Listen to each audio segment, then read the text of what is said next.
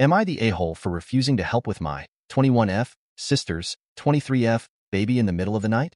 I, 21F, am a college student and live with my family still. Last year my family moved into a slightly smaller house, and because my sister and I were gone all the time anyway, me with college, and her with work and staying at her boyfriend's house, we agreed that we'd share the biggest bedroom. And it wasn't going to be a long-term thing, especially since we're both getting to the age where it's time to fly the coop. I would have by now, but am in nursing school and can't juggle a full-time job to support myself simultaneously. It wasn't a big deal, especially since we'd only have to occasionally be in there together during the summertime. However, in the fall my sister ended up getting pregnant with her boyfriend. She said she and the BF were going to figure it out. It's a little complicated since he, 25M, still lives with his mom and she and he live an hour apart.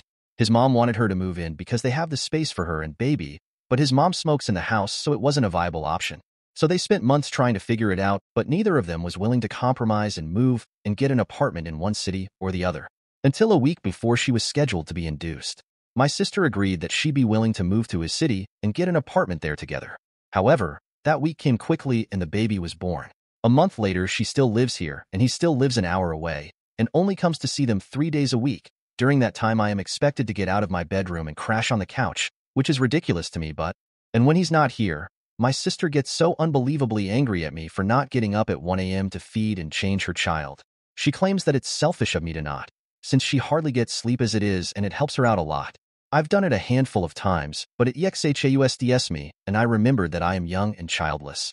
I'll help during the day, but I am not losing sleep when I wasn't the one to decide to have a child while ill-prepared. She's angry at me for it, which I can kind of understand because we are her support system.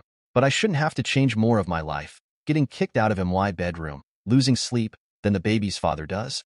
And it seems like my generosity is being taken advantage of because neither of them seems to be in a rush to get out. AITA,